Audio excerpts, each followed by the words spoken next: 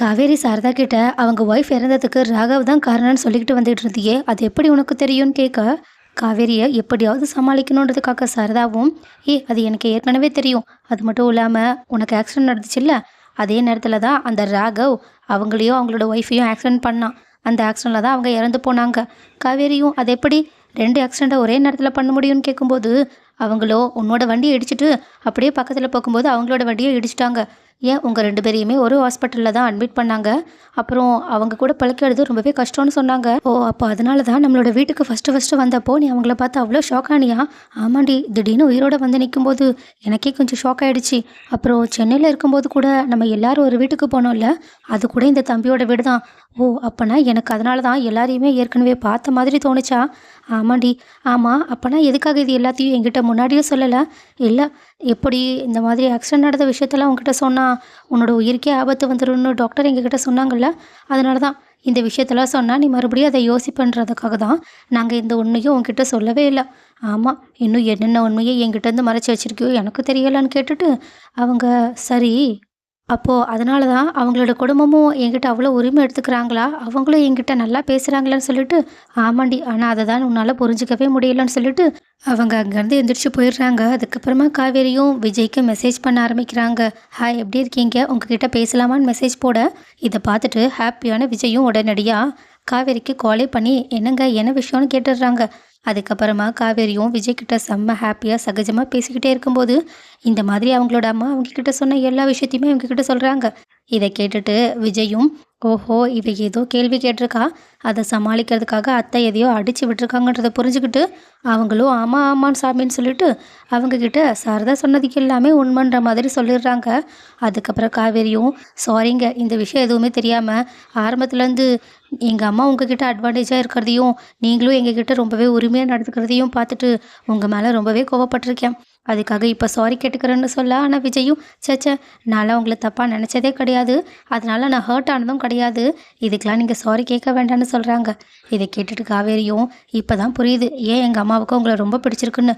எல்லாரும் சொல்கிற மாதிரியே நீங்கள் ரொம்பவே நல்லவங்களா இருக்கீங்கன்னு அவங்கக்கிட்ட ஒரு 1 ஹவராக பேசிக்கிட்டே இருக்காங்க. அப்போ இது எல்லாத்தையுமே சாரதாவும் நின்று கேட்டுக்கிட்டு தான் இருக்காங்க. அதுக்கப்புறமா, சரிங்க, நான் ஃபோனை வச்சிடுறேன், போய் தூங்கணும்னு சொல்லிட்டு ஃபோனை வச்சுட்டு போயிடுறாங்க. ஆனால் காவேரி இந்த 5 வருஷத்துக்கு அப்புறமா இவ்வளோ நேரம் தாங்கிட்ட பேசினதை பார்த்துட்டு செம்ம ஹாப்பியான விஜயும் தூங்கிக்கிட்டு இருக்க அம்முக்கிட்ட இதை சொல்லி சந்தோஷம் அடிச்சுக்கிட்டு இருக்காங்க. அதே நேரத்தில் சாரதாவும், என்னடி விஜய் தம்பிக்கிட்ட தான் பேசிகிட்டு இருந்தியான்னு கேட்க, காவேரியும், என்ன நான் பேசுனதை ஒட்டு கேட்டுட்டு இருந்தியா? சச்சா, அதெல்லாம் ஒன்றும் இல்லை, இந்த பக்கமாக போனேன், அவ்வளோதான் கேட்டேன். சரி, நான் விஜய்கிட்ட பேசணும்னு சொல்லிட்டு உனக்கு எந்த கோவமும் கிடையாதா? சச்சா, நான் ஏன் கோவப்பட போகிறேன்? நீ இன்னும் கொஞ்ச நேரம் பேசியிருந்தாலும் எனக்கு எந்த பிரச்சனையும் இல்லைன்னு சொல்கிறாங்க. இதெல்லாம் பார்க்குற காவேரியும், நீ எவ்வளோ ஸ்ட்ரிக்டான அம்மாவாக இருந்த, ஆனால் இப்போது நைட்டு நான் ஒரு ஆம்பளை கிட்ட பேசிக்கிட்டு இருக்கேன்னு சொல்கிறேன், நீ இன்னும் பேசுன்னு சொல்லிக்கிட்டு இருக்க, உனக்கு என்னதான் ஆச்சுன்னு தெரியலன்னு சொல்லிட்டு அவங்க அங்கேருந்து போயிடுறாங்க. அதுக்கப்புறமா அடுத்த நாள் காலையில் கூட காவேரி ஏதோ ஸ்கூல் விஷயமா ஃபோனில் பார்த்துக்கிட்டு இருக்கும்போது சாரதாவும், ஸ்கூல் விஷயமாவா பார்த்துக்கிட்டு இருக்க, நான் கூட அந்த தம்பிக்கு நீ மெசேஜ் பண்ணுறேன்னு நினச்சேன்னு சொல்கிறாங்க. மறுபடியுமே காவேரி, நீ பண்ணுறது எல்லாமே ரொம்பவே ஆச்சரியமாக இருக்குமான்னு சொல்ல, ஆனால் சாரதாவும், இங்கே பாருடி, அந்த தம்பி ரொம்பவே நல்ல தம்பி, அதெல்லாம் நான் ஒன்றும் தப்பாக நினச்சிக்க மாட்டேன். நீ காலையில் குட் மார்னிங்னு மெசேஜ் போடுவாங்கள்ல, அது போட்டு வையுன்னு சொல்லிட்டு காவேரி கிட்ட 4-5 தடவை அந்த விஷயத்த சொல்லிட்டு அங்கேருந்து போகிறாங்க. காவேரியும், இந்த அம்மாவுக்கு என்னதான் ஆச்சுன்னு சொல்லிட்டு அவங்க கரெக்டாக ஃபோன் எடுத்தா அங்கேருந்து விஜய் கரெக்டாக காவேரிக்கு குட் மார்னிங்கிற மெசேஜ் அனுப்பி விடுறாங்க.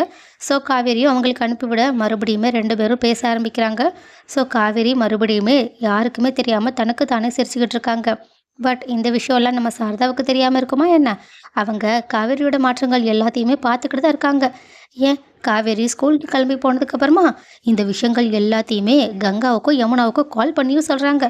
இதை கேட்டுட்டு கங்காவோ, அப்பாடா, எப்படியோ நம்ம நினச்சதெல்லாம் கொஞ்சம் கொஞ்சமாக நடக்க ஆரம்பிக்குது. விஜய் நினச்ச மாதிரியே காவேரி சீக்கிரமாக அவங்கள லவ் பண்ணி சீக்கிரமாக அவளே நம்ம முன்னாடி வந்து எங்கள் 2 பேருக்கும் கல்யாணத்தை பண்ணி வைங்கன்னு கேட்டால் ரொம்பவே நல்லா இருக்கும்னு சொல்ல, சாரதாவும், அப்பா நீ சொல்கிறது மட்டும் நடந்துச்சு, கண்டிப்பாக உன் வாய்க்கு சக்கரை தான் போடணும். சரி சரி, நான் உங்ககிட்ட அப்புறமா பேசுகிறேன், அவள் வர்ற மாதிரி தெரியுதுன்னு சொல்லிட்டு ஃபோனை கட் பண்ணிவிட்டு, என்ன காவேரி ஸ்கூலுக்கு கிளம்பிக்கிட்டு இருக்கேன், சரி வா போகலாமா, என்ன நான் போகிறேன்னா நீயும் எதுக்காக வரணும்? அதான் நான் சொன்னேன்லடி உன் ஸ்கூலை தாண்டி ஒரு கடை இருக்குன்னு. எப்படியும் நான் உன் பின்னாடியே வருவேன். அப்புறம் நீ கடைசியாக என்ன திட்டுவ. அதுக்கு நம்ம 2 பேரும் சேர்ந்தே போகலாம்ல. நானும் சும்மா நடந்த மாதிரி இருக்குல்லன்னு சொல்லிட்டு அவங்க வழக்கம் போல் அவங்க கூட போய்க்கிறதுக்காக பிளான் போட்டு பேசிக்கிட்டு இருக்க. ஆனால் காவேரியும், அம்மா நீ தான் சொல்கிறல்ல ஸ்கூல் பக்கத்தில் தானே கடை இருக்குது. நீ என்னென்ன வேணும்னு எனக்கு மெசேஜ் பண்ணு, நானே வாங்கிட்டு வந்துடுறேன். ஐயையோ இவ பொழப்ப கெடுத்துருவா போலிக்கே. இங்கே பாரு, எல்லாம் நானே ஃப்ரெஷ்ஷாக பார்த்து எடுத்து வாங்கினா தான் நல்லாயிருக்கும். உனக்கு சமைக்கவே தெரியாது, உனக்கு எப்படி வாங்க தெரியும்? வா முதல்ல பேசிக்கிட்டு இருக்காம வா, ஸ்கூலுக்கு லேட் ஆகுதுல்ல. நானும் வரேன்னு சொல்லிட்டு அவங்க கூட சேர்ந்து மறுபடியுமே நடந்து போய்கிட்டு இருக்க.